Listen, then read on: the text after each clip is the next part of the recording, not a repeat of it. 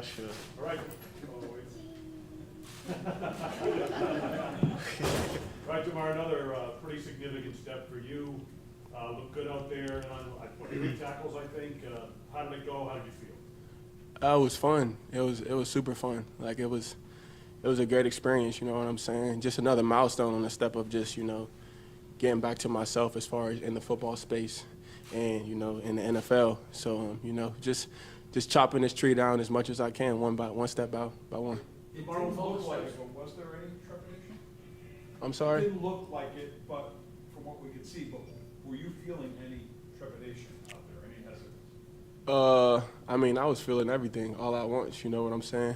But, I've been doing a good job staying around, like, right-minded people and, good mindset coaches in my life and just good mentors as far as on the team and even outside the team, just giving me good strategies as far as, like, a mindset, you know what I'm saying? And, pressure is only outside of us.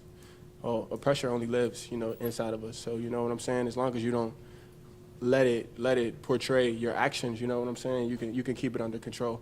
So I had that mindset as far as last week, even coming into the stadium as far as the scrimmage, you know what I'm saying, and get in front of the fans again. So that was a big step as far as, being able to do what I did today.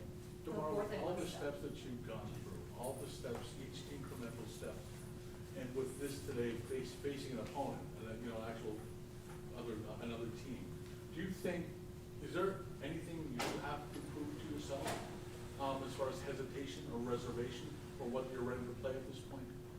Look, when you step in between them lines, you're putting yourself at risk by hesitating and by reserving yourself, you know what I'm saying? So, I made the choice that I wanted to play. It wasn't nobody else's choices but mine.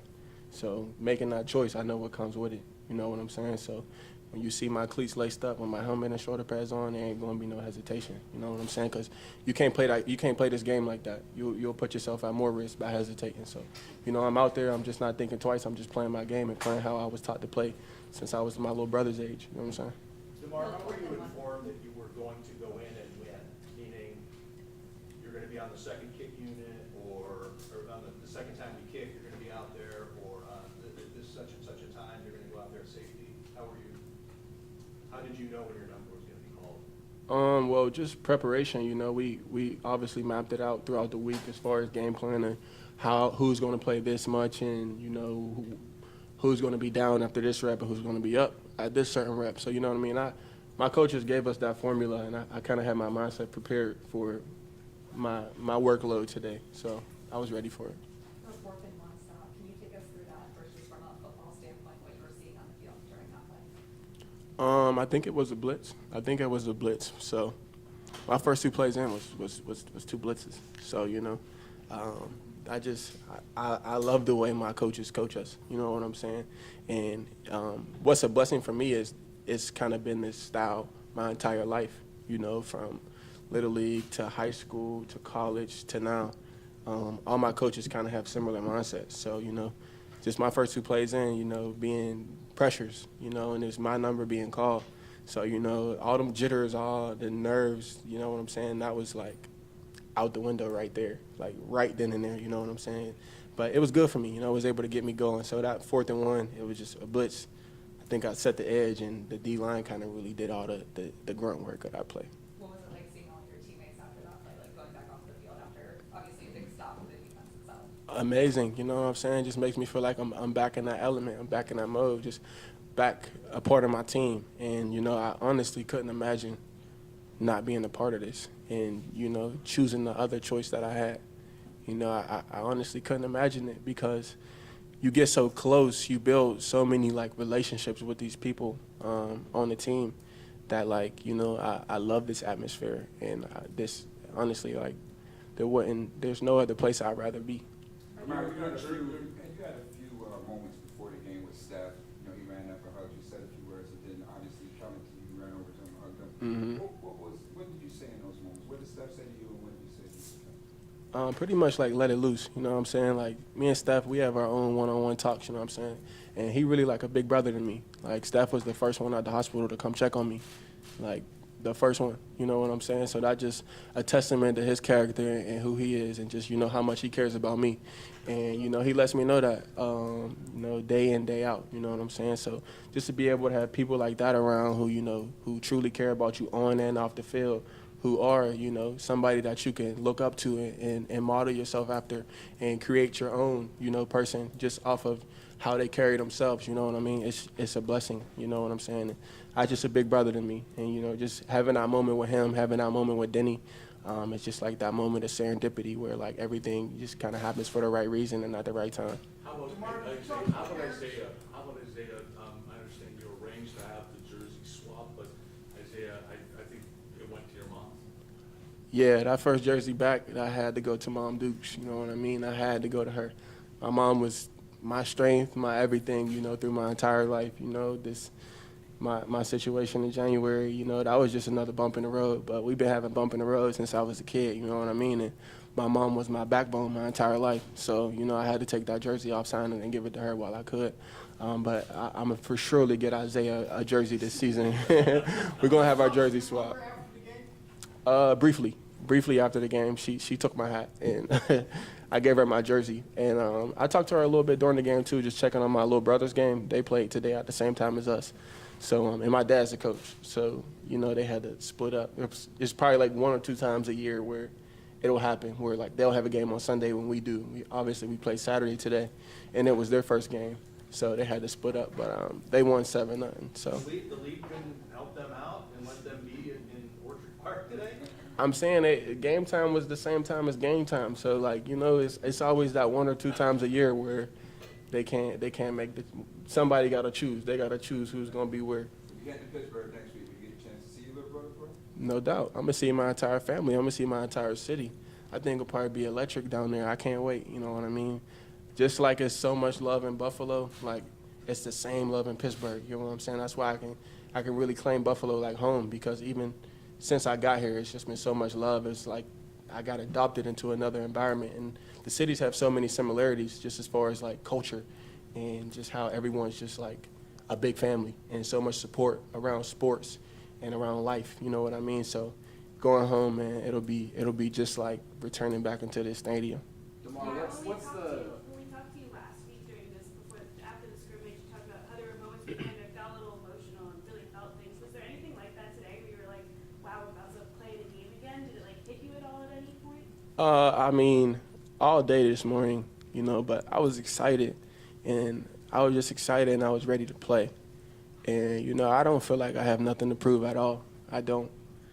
But in a way, you know, it's kind of like proving it to myself and just accepting the challenge of, you know, just being able to go through something so tough and, you know, just to be able to come back and overcome that, and just to prove to yourself that nothing can stop you. Nothing can stop you from doing what you want to do and reaching the heights that you want to reach. You know what I mean? So kind of just proving something within myself.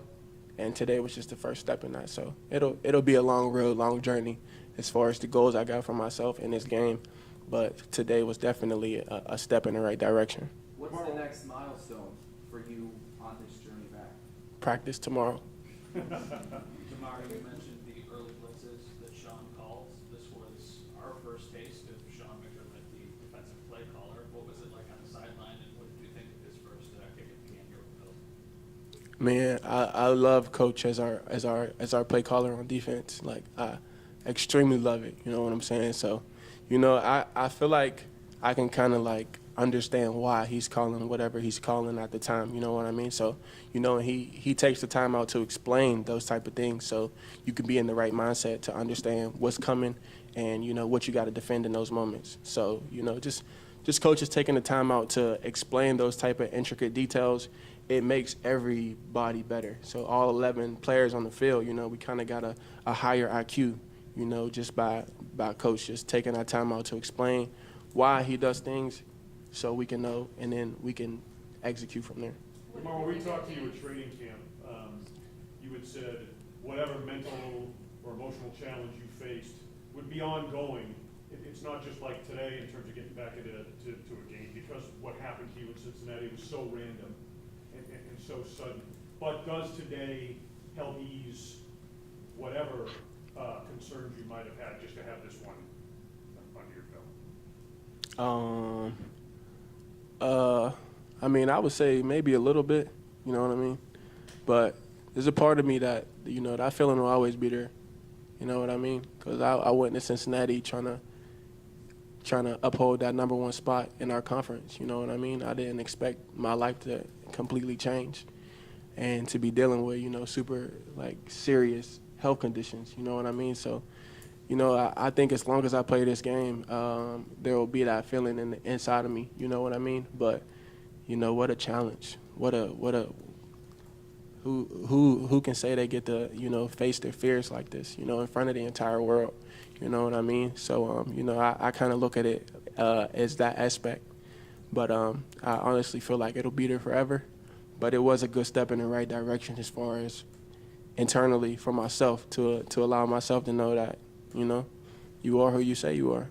Damar, what is your post-game schedule as far as because of what happened to you? Can you just tell us what the doctors have told to you to do after the game? Are they going to check you with anything of that nature? Live life, you know, live life, have fun. You know what I mean? My doctors told me that coming back would be a good thing for me, you know, because it wouldn't allow me to use my situation as a crutch. You know what I mean? So, you know, I done been across the country. I done seen a lot of doctors, you know, a lot of doctors. I spent a few months this year spending time with a lot of doctors.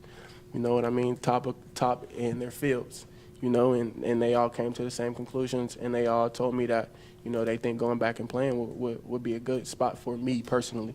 Not no one else's situation, me personally. Knowing me, who I am as a person, knowing my situation, and knowing that, you know, it'll help me, you know. And honestly, this journey that I'm on, it's like, it's a blessing. Like, you know what I'm saying? I keep talking about the challenge, but like, how many people can say that they really get to like overcome something, a hurdle this big in their life, and then still be here to tell the story of it? You know what I'm saying? So, you know, I look at it like that. So I feel, you know, I feel chosen, you know, as far as that aspect, and as far as also, you know, just continuing out God's mission for me, you know, just continuing out the mission as far as raising awareness for CPR and, you know, raising awareness for AEDs being in places that they need to be in place, so situations like mine can happen, you know what I'm saying, instead of it going the reverse way. You know what I'm saying? So, you know, continuing out that mission and just spreading love and just, you know, just keeping a smile on my face. Damar, you talked a lot about facing your fears. In that one tackle, it looks like you tried to tackle them all in some ways. Yeah. Too much into that. Am I reading too much into that, or it looked like you tried to tackle each other with that one tackle? Man, it was, shoot, 4th and 1. We ain't got much space for him to go, so everybody got to go down with this pal. That's my mindset in that moment, you know what I mean? Damar, after that first tackle that you made, after that first taste of contact, did you feel like a weight lifted off your shoulders or anything like that? Could you describe those emotions after having that first bout of contact? Yeah, it felt good. It for surely felt like a little weight off my shoulders. I think it'll be like that probably every game, you know, but even before my situation, it's kind of like that. You know, we all get butterflies until we get that first contact. That's like, you know, universal for being an athlete. That just lets you know you're human, and that just lets you know you're living in the moment. You know what I'm saying? And my dad told me something when I was younger, you know, because I used to get real bad, like, nerves before a game, and, like, to where it was, like, uncontrollably, and I wouldn't be able to, like, function in a way, you know. But he was just like, it's good to be nervous, you know what I mean? You care. I mean, you're ready. So, like, you know, I still carry that with me, you know what I'm saying? So, like, when I'm feeling those nerves and I'm feeling those emotions, you know what I'm saying? It just means I really love this. Like, you know what I mean? I love this. Like, I want to be here. I want to play. I want to do good. I want to be one of the greats. You know, I want to be remembered as somebody who, you know, stood for something and who made a difference when I was out there on the field. You know what I'm saying? So that's pretty much where them emotions come from, you know. And what eases those emotions is, you know, doing the right things throughout the week to prepare yourself for this moment. So doing the extra work, getting on the bag, doing extra tackling, you know, which I've been doing all week, making sure that I'm ready for, you know, some live reps of tackling. So, you know, I put the work in behind the scenes as well to be ready for, you know, moments like this.